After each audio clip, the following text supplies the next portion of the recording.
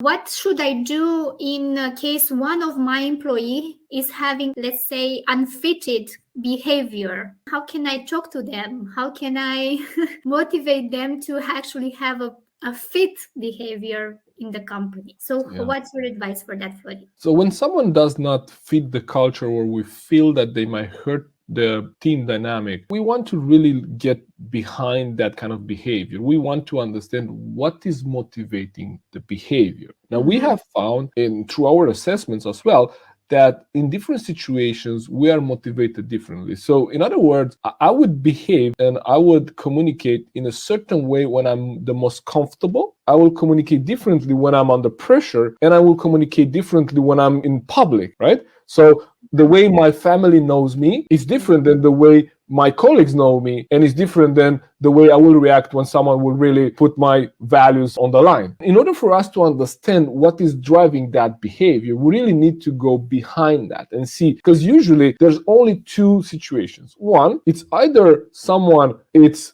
going towards pleasure. So in other words, this situation, it gives them some kind of pleasure, like being the one that challenges everything that happens in the team might give someone some level of pleasure, or they might want to hide something and run away from a fear. So for example, each of those personalities we just mentioned, they have all a fear. That's an underlying fear that is going in our subconscious mind that we try to avoid. So someone could be aggressive or could have a behavior that doesn't fit the culture just because they don't want, maybe, for example, when someone makes a joke first, they make a joke to protect themselves for not being the subject of a joke. Yeah, so there is like, not for me not to be attacked, I will attack first. Exactly. So that it's a behavior that is driven by something, is motivated by something. And unless the leader can go and have a conversation, understand, and kind of coach the person and go 4 or maybe 5 levels deep, like the question behind the question. So the person, for example,